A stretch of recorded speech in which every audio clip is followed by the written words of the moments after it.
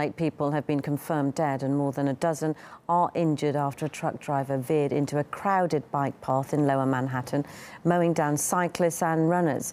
New York police sources have reportedly told US media that a note was found in the truck, written by the suspect saying he did it in the name of Islamic State. New York Mayor Bill de Blasio gave a statement describing the incident by the Hudson River as a cowardly act of terrorism.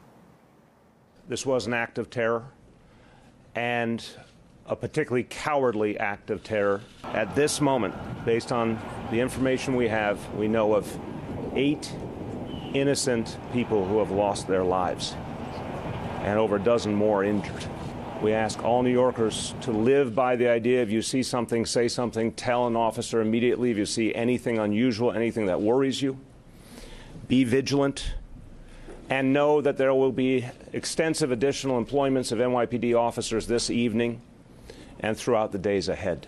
Well, we're here actually only 300 feet away from where it happened. Now, the witnesses that we spoke to described walking out of class at Borough of Manhattan Community College and seeing mashed up bicycles on the ground along with body bags.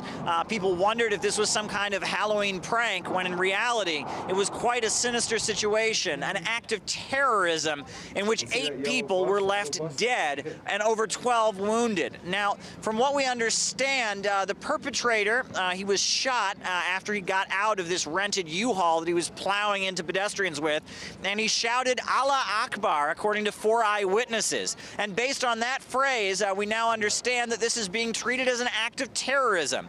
Not only are all around us are we seeing the New York City Police Department, their Strategic Response Unit, we're also seeing the Federal Bureau of Investigation, which is on the scene investigating this as an act of terrorism. Now, the suspect who was shot in his abdomen after uttering that phrase that's causing the terrorism investigation, from what we understand, he is now in the hospital recovering from his shot. He is alive. The individual is 29 years old, and he has an ID from Florida.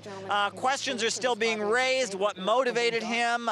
Is this one of these lone wolves, or is this part of a network? What's going on? But the one thing that's certainly on people's minds is that the Halloween parade, the annual gathering here in New York City in which young people, teenagers, children march through the streets of New York City in costumes, that Halloween parade is happening, from what we understand, and those children are marching through the streets. However, there's a huge force of police on hand to make sure that nothing possibly can go on, and that no more violence and terrorism takes place later in the night.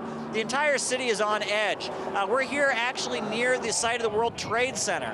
This incident took place not far from where the Twin Towers once stood, and terrorism is certainly on the minds of New Yorkers as the night continues. Now we're seeing a huge police presence on hand, lots of police, lots of military, FBI, NYPD, a lot of different forces. We're also seeing a lot of different media out here. We're seeing a lot of different people walking around in their Halloween costumes. It's a lively night, and there's a city on edge here in Lower Manhattan in New York City.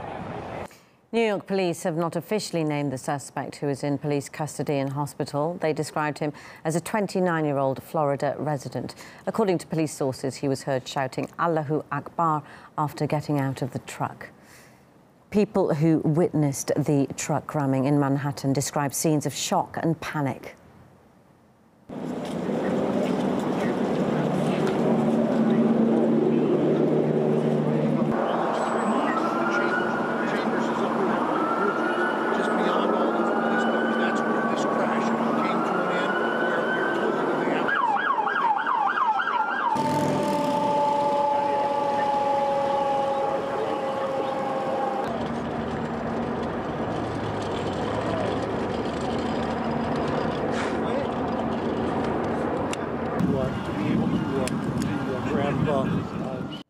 We asked political analysts for their views on the US counter-terrorism strategy.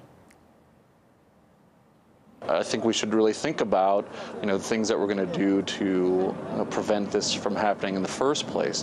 One thing that we do know is we've spent a good $1 trillion on the U.S. military this year, and since 9/11, about $6 trillion has been spent on the so-called war on terror.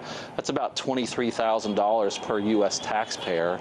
And do we really feel safer from that money? I would say no. We're not investing actually in the things that we know would probably help prevent activities like that. That is poverty alleviation, education, the feeling of freedom and justice, issues around religious tolerance, those type of things which we can look at to prevent things like this happening in the first place. We're going to spend $1.2 trillion here in the U.S. over the next 30 years upgrading our nuclear weapons systems, but that is not going to stop a truck from driving down the street and killing innocent civilians. We are in a vicious circle. The more the West reacts in a military or a very heavy-handed way, the more this confirms these messages of these twisted ideology that, oh, this is the infidel West, this is a crusade, they are killing Muslims, it's all war against Islam. Kind of global jihad attractive point. So this is really very sad that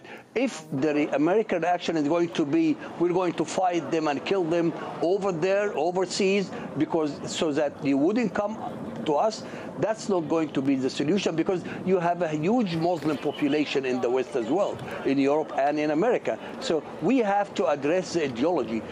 We have a country now that's become so incredibly polarized, so different, that you're going to see a lot of Americans, unfortunately, take this horrific incident, this incident where innocent lives were lost, to parade themselves in their political ambitions, talk about other countries or other causes, or bash President Trump or praise President Trump and all these things, when we should be coming together as Americans and making sure that this kind of atrocity doesn't happen to anyone else. President Trump has given a statement on the deadly incident in New York. He described the killer as a very sick and deranged person, adding that law enforcement is following the situation closely. The truck ramming in New York follows a pattern of similar attacks in Europe over the past 18 months.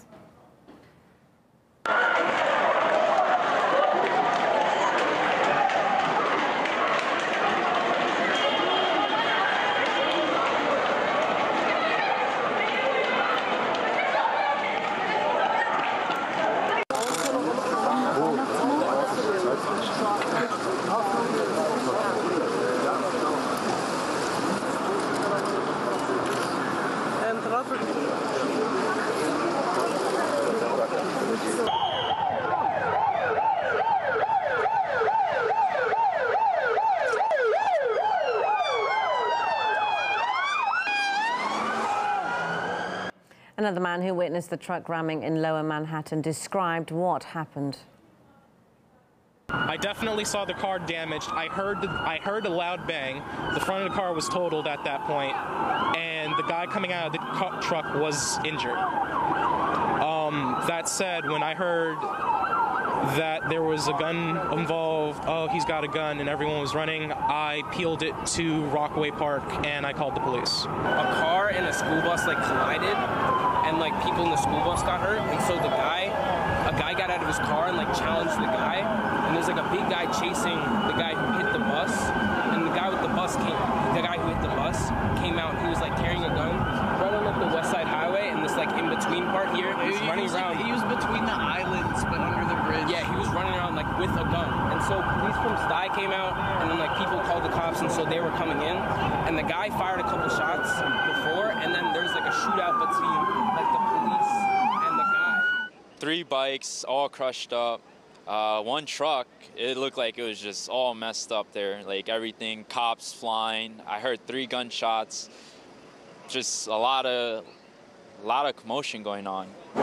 When the noise first went off, the kids were running in this direction, but they were laughing because they thought it was a joke. And at first I'm like, this can't be real. And then I start walking over there, and then I see people running in that direction, holding walkie-talkies, and then I see police going over and EMS coming. So I'm just like, somebody must have got shot. And then when I get up there, I see the SUV total. I see the 2 bodies covered. I I just saw him walking down the streets there with his gun in his hands. Yeah, that's all I saw. Did you see any kind of expression on his face? No, he was all walking like he did nothing. Like he was just walking, not even running. He was walking, yeah. And how was he holding the gun? On his left hand, yeah. And was he holding it up? Like no, down, yeah. Because I to catch my train to go back home. So I'm like, wait, either I have to go get something from class. So I run up and I see no one's in class. My friend's not there. So I was like, you know what? I'm just gonna like see what's happening. So I run up to the top floor just to see what the heck is happening on West Side Highway. I look down and you see like these forensic analyst people, all in white, comment and they started covering up the body. In that time, I saw everybody was running from the side to her, and everybody was scared. And the story was, they said that somebody was driving and hearing the people in the streets. And also there is a shooting, but what happened exactly, I don't know. But you said you heard the shot? Yeah, I heard it. Yeah, I heard like 3 times.